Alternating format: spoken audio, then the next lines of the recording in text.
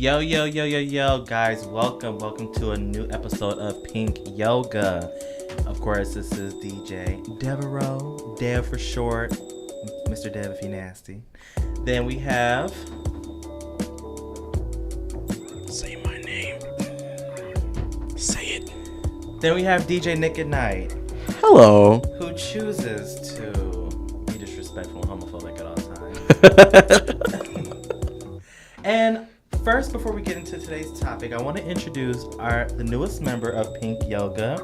That is Miss Gigi Michelle. Hello. Yes. So Gigi, please introduce yourself to Pink Yoga and to the listeners. Let us know about yourself. Hello, everyone. So my name is Gigi Michelle. My actual name is Gina. I feel like I'm pretty dope.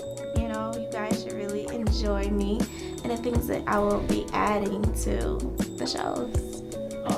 Awesome. So, with that being said, let's dive down into today's episode, today's topic. Yay. So today's topic is we're piggybacking off of last episode and discussing parenthood. Obviously, none of us here are parents, but we were raised by parents, whether they were good and bad or had good intentions but bad results, or vice versa. So, I talked about last episode how, when it comes to, being gay or being gay, bi, lesbian, trans, and growing up as a kid, you have a lot of times you have those parents that aren't so accepting. So a lot of times kids have to stay, hidden and be on the down low to survive and to not be harassed or beaten or alienated by their own family. So with that being said, how do you guys feel like your parents raised you in regards to like do you think they were sensitive about your feelings? Do you feel like, that they did the best they could? Gigi, I'll put the floor up to you. How do you feel like your parents raised you? I feel like my parents raised me. Okay, so first off, I'm the baby and I have two older siblings. And so they definitely did something different when they raised me because I'm literally the baby. So my oldest is 11 years older and I have a brother who's 9 years.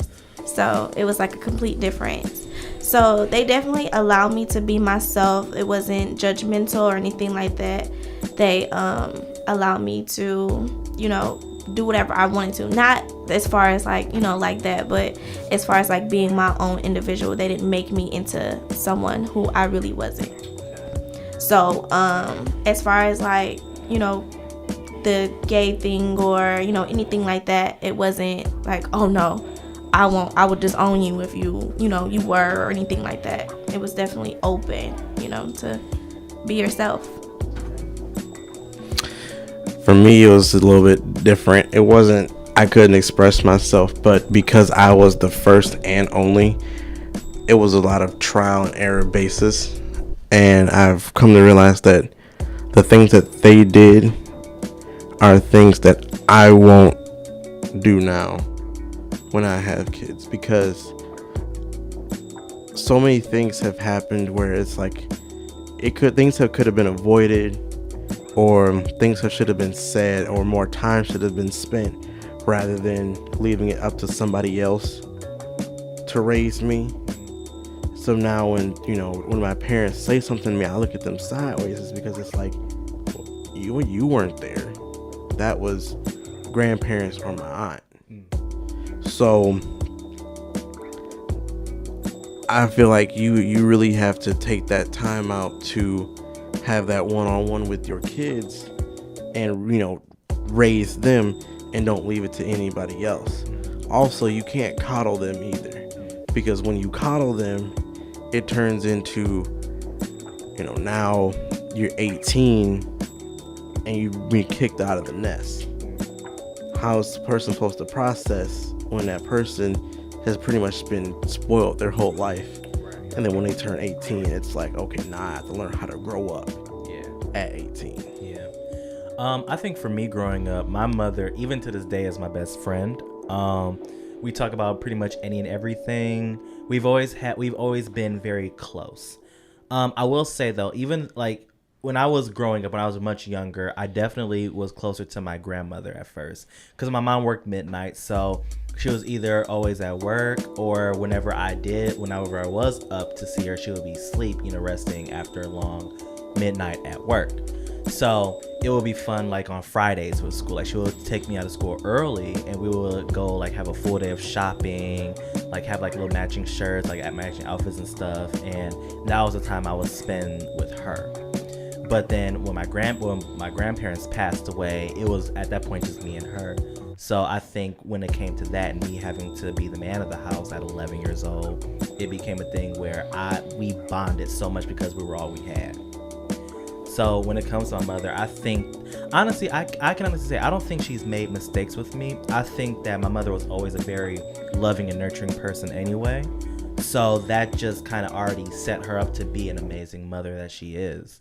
And honestly, when I look at my mother, I think my mother is the reason why I have such a high respect for women in general. Like, even though I'm gay, I don't over-sexualize women. And I feel like a lot of times, even as gay men, we're very misogynistic in that way, where we still have expectations of how women should be and how they should operate. But when I look at women, I look at them as earth. I look at them as a foundation. Women are the sole creators. They are the ones who keep life going. They set the tone for how a person is going to be for the rest of their lives. So I feel like women, my mother included, need to have that utmost respect for people because they keep the lineage going. So that's just my personal take of it. Now, in regards to that, do you guys sometimes feel like parents put their own ideals and their own dreams into their children? And how do you guys feel about that? Well, I know for me, my mom has always kind of guided everything that I've done, to the point where it's like I had no real free will to determine what I wanted to do. So I found myself at a point starting to justify the things that she says just to get her to shut up. And it was like this: why am I sitting here arguing with this? Why am I sitting here going through this with her? Sitting here stressed out because I wanted to play football. She didn't want me to get hurt. Nobody wanted me to get hurt. So they said, okay, well, you can do marching band. And I'm like, well, what the fuck? No, I'm like 200 pounds. I'm built like a truck. Why would you not have me play football? Right. Like, well, you could get a concussion, everybody's going to be upset if you get a concussion. I'm like, well, shit, I can die in marching band the same as anybody else can die in football. So what fucking difference does it make?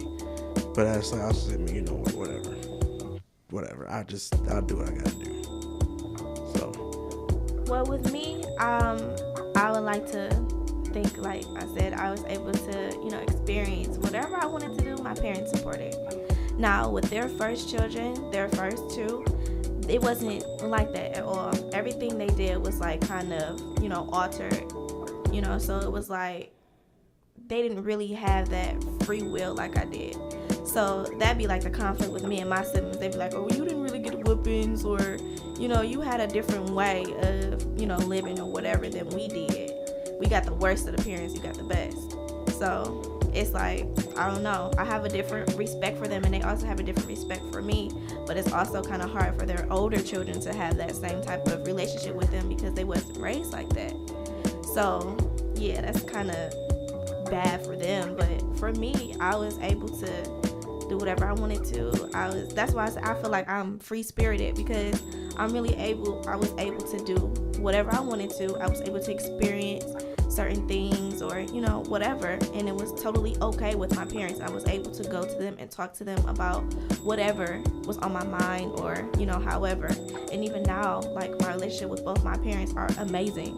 Like, I can call my dad and just chop it up with him about a dude, or whatever. And same thing with my mom. So well, because I know for me, once, like, my mother, it's funny because my mother actually used to take me to, like, tryouts for commercials and stuff. Like, my mother raised me to be, you're gonna be a singer. You have the voice, you have the talent, you have the personality. Make something of it. Yeah, she helped mold it. She helped nurture my talents. Like, if I wanted to write, she let me write, and she would help me tweak my writing. That's why I ended up, like, when I was in elementary school, whenever I wrote poems, they would hang it up in the school. So it was always something that my mother, whenever I wanted to do something, my mom was like, oh, come on, let's do this. Let's try to, fine tune it. And so I feel like for me, my mother was the type of person where she let me do what I wanted to do, but her thing is, if you're gonna do something, make it into something. Don't do it just to do it. Have a purpose. Do something where you can be a jack of all trades and a master of all. And I think another thing too, my mother, because my father was distant, like he wasn't in my life, and when he did come back, he ended up passing away like a year later. So my mother, and even then, like, what I loved and respected about my mother was she never talked bad about my father in front of me. Like, she let me make my own opinions of him. Yeah, like, and even when he wanted to come back, she was open arms to it. She wanted me to meet him and wanted me to have that time with him. So, and I think overall, like it's gonna be so repetitive of me, but honestly, I have so much, I don't have a bad thing to say about my mother. Like, even the stuff that I might not have necessarily agreed with, or stuff that she might have said that might have hurt my feelings, I know that it was for my best interest. It was something to help mold me and to help make me a better me. But I will say this though. We've had some messy times, because I will never forget this one time.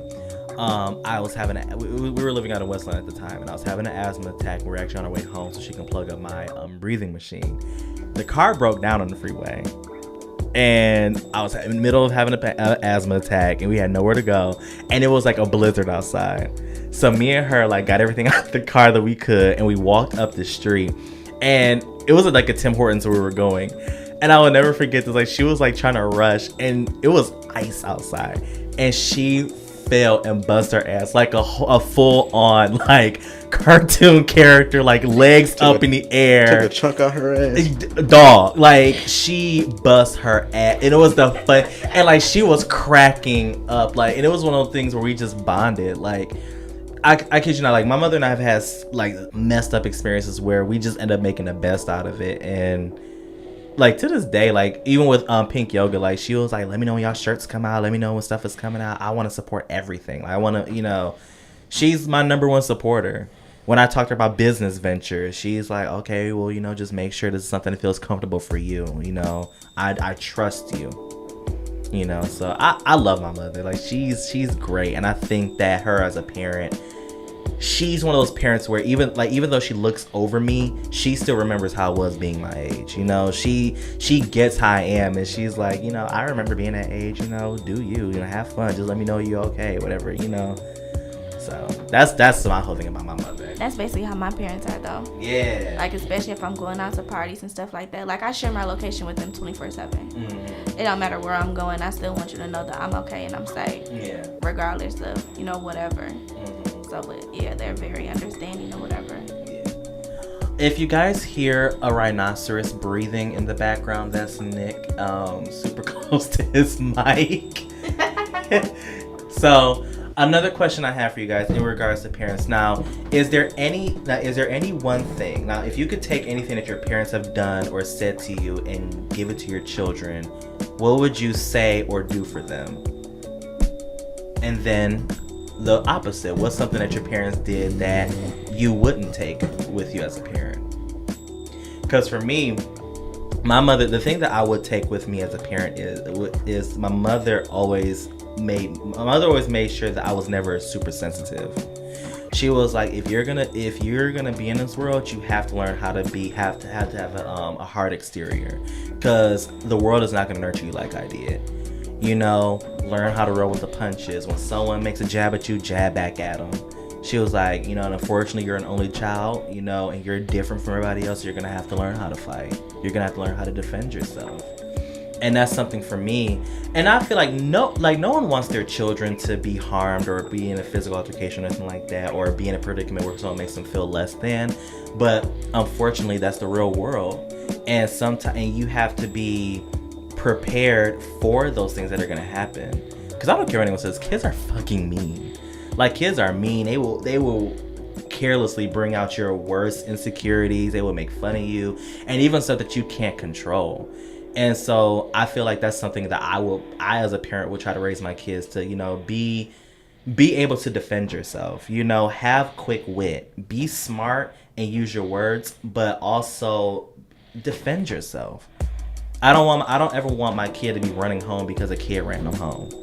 Defend yourself, and defend yourself in a way that you love yourself enough to know that you're worth and know that you have to stand up for yourself. I think that's my biggest thing, is the whole thing of self-love. But what would you do, Gigi? Okay, so my parents basically instilled in me, like, never be closed-minded from learning from other people. Like, even if they're younger than you, or even if they're, well, definitely if they're older, because they've been through a lot. But even if they're younger, they still have an understanding of what's going on at some point. Because that's basically how they were when they had me. They learned from their mistakes with, their older children, and they actually learned and took whatever they had to say, whatever complaints that they had about however they were raised or whatever. They made sure that they did everything differently with me, with their complaints and whatever. So definitely, and I would definitely instill in my child definitely self-awareness and able to take care of yourself. Because that was one thing that my siblings instilled in me, to defend yourself. If a girl says something about you, then, say something back. Always have comebacks. I feel like when I was younger, I was a bully, though, because they was like, they made sure they instilled it in me so good. So, yeah, I feel like I was a bully. Probably took it a little bit too serious.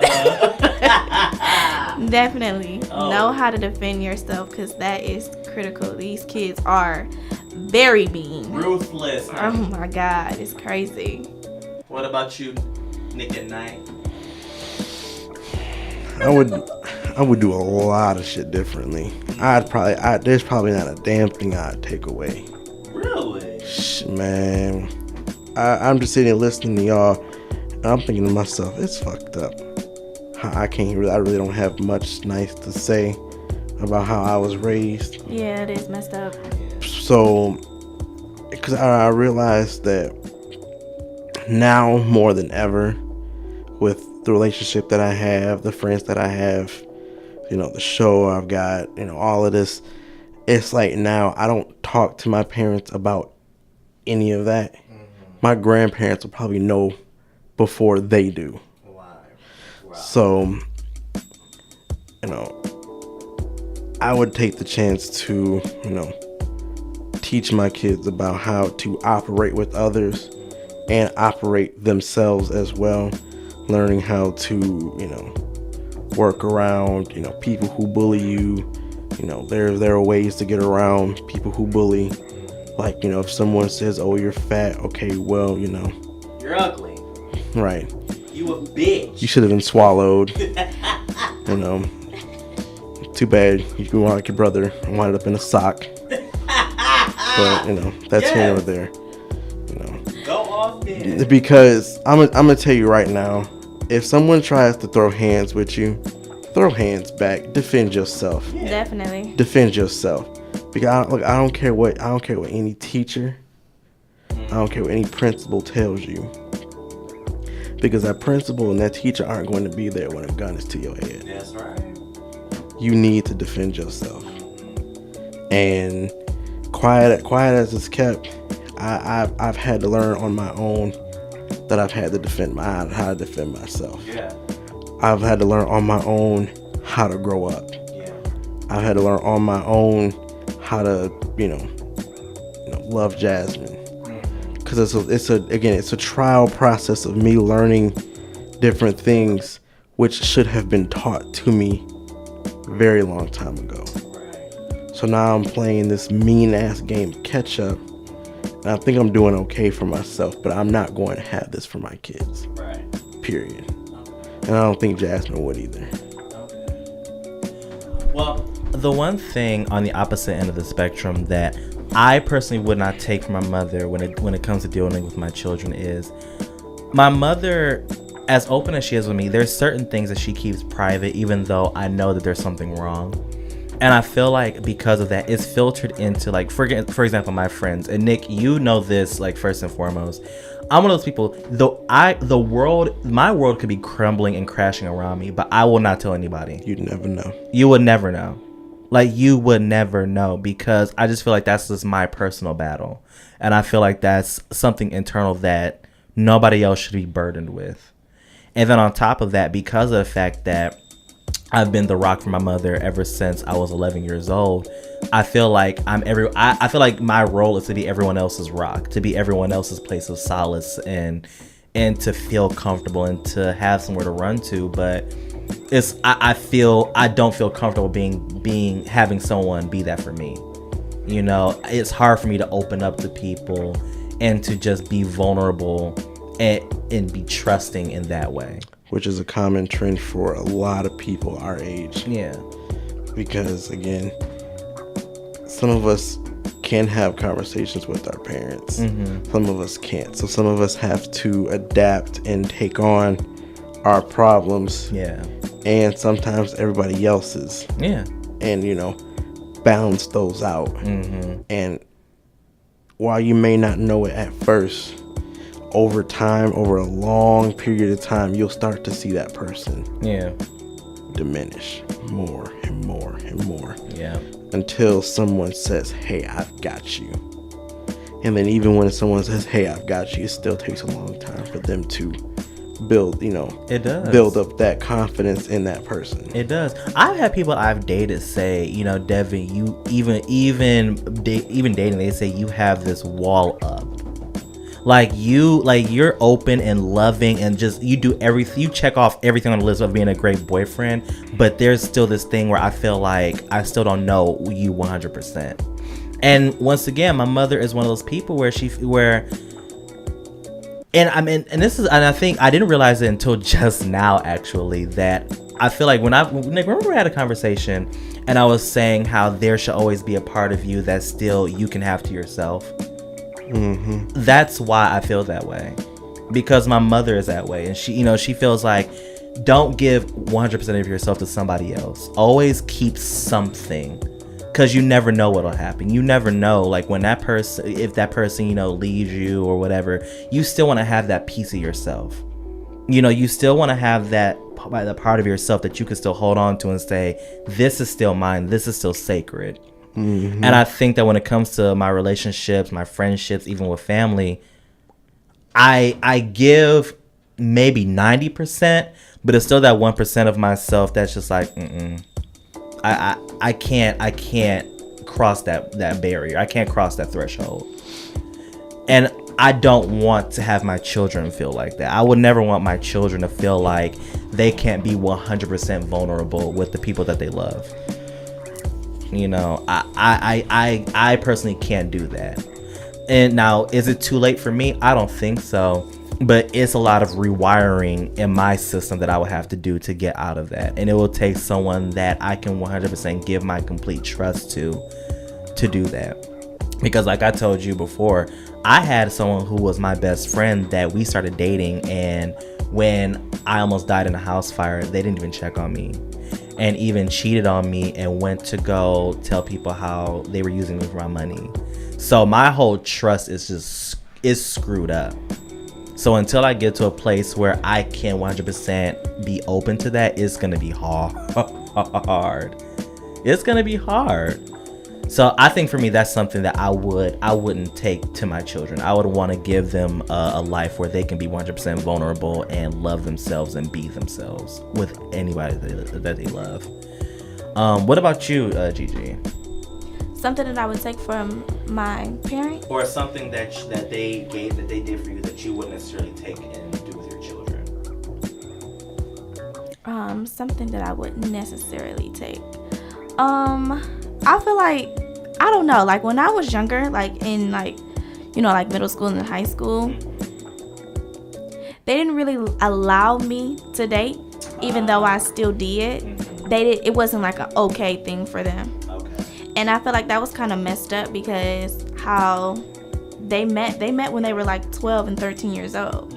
So now here they are, they're married with 3 kids, and y'all are perfect. Right. You know, you guys have an open relationship. They don't have anything that they hide from each other. They're very honest, you know, and all that. And I feel like I was kind of robbed because I could have also had that too. Right. Like, you never know. If I was actually allowed to date when I was younger, then I could be married with 2 kids and a nice white picket fence. Right. You know, all that. But I don't feel like I would do that to my kids. Yeah, I feel like there's a time and a place for it, but you know when your child is ready. Yeah.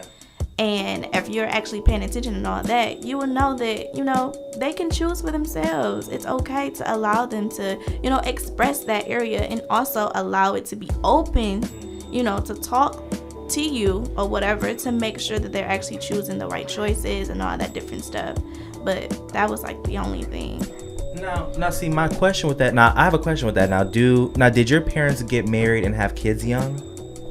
Yeah, their first 2 kids. My mom got pregnant when she was 15, and she had her second child when she was 17. Okay, because maybe they're trying to protect you from that because they didn't want you to do that so young. I think that would be the only thing, like, because I could kind of rationalize why they wouldn't do that, but I understand why you feel the way you feel, because honey. Exactly, and it's like very understandable, but at the same time, you do know what type of kid that you have. Yeah. But even if I was to did the same path that they did, I feel like it still would have been okay, because y'all didn't have that support back then. So why not allow me to have that support with y'all? Right. It could have made our relationship way closer.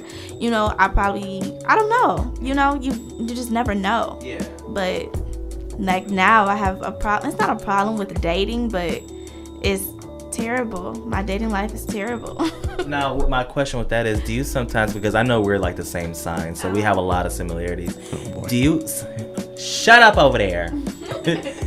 Balance your scales.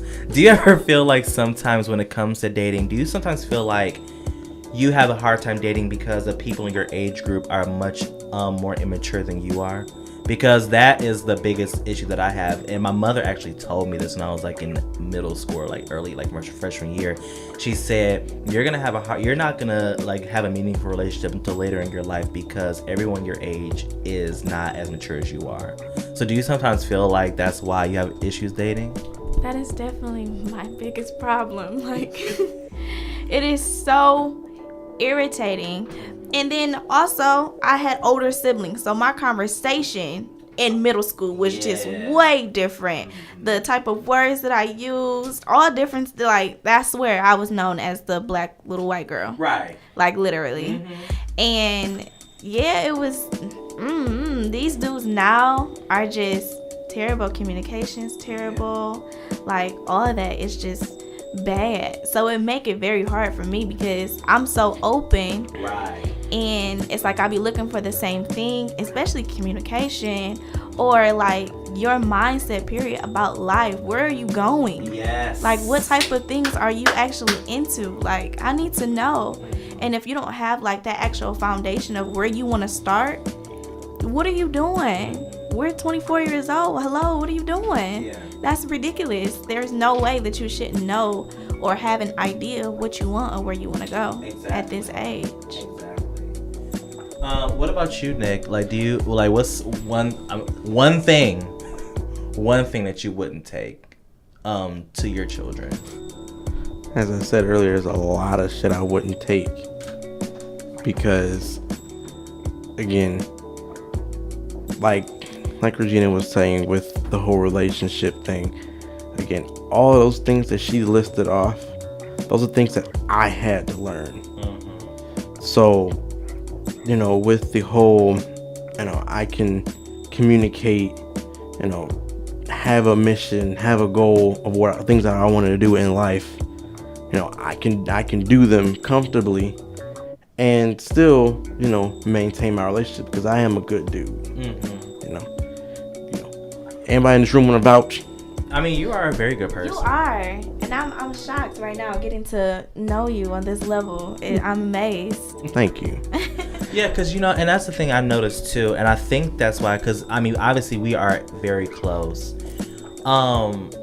Do you think that because getting to know you, I realize that you have a hero complex, and you do. No shade, you do. You like to save other people. You like to be there for other people. Do you feel like you're that way because you didn't have that with your parents? I would say so. Also, it was probably a mix of the manners that I've learned growing up. And so it was kind of like this, hyper realized ideal that, you need to help those who have helped you. Yeah. And so I feel like I do need to help out people, even if they don't deserve it. Yeah. Because no one deserves to have anything bad happen to them. Yeah. And you need to, pass it forward. Yeah. Help those who can't help themselves. Right. But I've also come to realize that through me. Anyway, I've also come to realize that helping others when there are times where you can't help yourself is also very unhealthy. Yeah. Because again, that's still someone else's problems. Yeah. And so when you try to figure out someone else's problems and you can't figure out yours, you become bitter. Yeah. Because it's like, damn, you really don't know the answers to this shit. Yeah. You can't be this dumb in real life. And I found myself saying that a lot. Like, you can't be this dumb in real life, until I had to realize, maybe I am this dumb in real life. So right. I had to take the steps to figure out a lot of things when it comes to how to deal with other people, how to deal with Jasmine. These are things that I had to learn over time. Because again, when I first started talking to Jasmine, it was essentially I had in my head the things that I was going to do. But from the time that I started talking to her till now, I've learned so much more, to the point where it's just like, was I doing the right shit earlier? It's kind of like now you're questioning everything that you've been doing up until you met Jasmine. Dude, because it's things through Jasmine or things with my friends that I see now is happening in some other relationship. Yeah. Like when I help friends with certain things and they get mad when it doesn't work out, well, I'm like, well, shit, it's not my responsibility. Yeah. And I found myself saying, it's not my responsibility. Yeah. Why am I so wrapped up about it? So now it's like, okay, I've got focus. Jasmine is the main priority. Friends, focus. Anything else that happens with them, that's like a little side hustle or whatever. Right. That's not my problem. I pass you the ball. Don't J.R. Smith me. Period. Okay. Okay. So. Okay, that's fair. That's fair. I think my thing when it comes to parenting, obviously it's not an easy job, but I think that a common thing that a lot of people have in common when they were trying to raise children or whatnot is everyone that's raising children wants their children to be the best that they can be. They're not trying to raise. No, I don't think anyone out here is trying to raise a serial killer. I don't think anyone out here is trying to raise, someone who's going to be in jail. I honestly think that everyone wants their children to be the best that they can be, to live a good life, and to just overall be productive members of society. Yeah, and that's true. I think that's almost true for everyone. But what you have to remember is that this person is still trying to figure themselves out. Because you can only tell a person so much before they have to realize, okay, hey, these are the moves that I need to make. Right. I like to, and I say this all the time. I do think life is a game, because a video game is practice. Right. You learn how to play the game through practice. Things are explained. Okay, how you implement it is on you. Right. You go out in life, you start talking to a girl, because I'm sitting and listening to Regina talk about that, and I'm like, these are things that I'm not bragging, but these are things that I have. Why are these things that people can't find? Why is this like a endangered species? Yeah. And it's like that should not be the case. That was my whole MO in life. Why is a gentleman an endangered species? And I noticed that it has like a ripple effect. you know, the girls that you talk to, you know, would have trust issues, this, that, and the other. It's like, okay, this is gonna sound super fucked up, but it's like, you ain't shit niggas is making my life harder. Yeah. And I'm not even the fucking bad guy. Yeah. Y'all are. So now I gotta sit here and try to fucking find my way through, you know, trust issue fields. And y'all just off gallivanting doing the same stupid shit. So it comes to a point now where I'm like, all right, well, you know, you either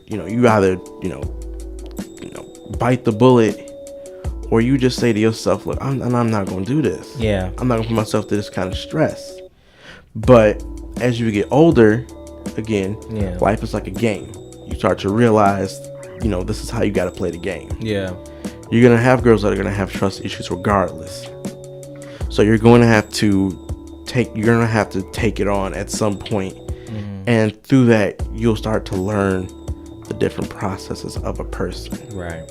Everything's a learning process. Yes. Nothing is just instant. Yeah. So when it comes to dealing with girls who have trust issues, you know, their parents should have told them about it. And I feel like parents should teach you about how to, again, go about dealing with the opposite sex. Yeah. Or the same sex, you know, Absolutely. whatever it is.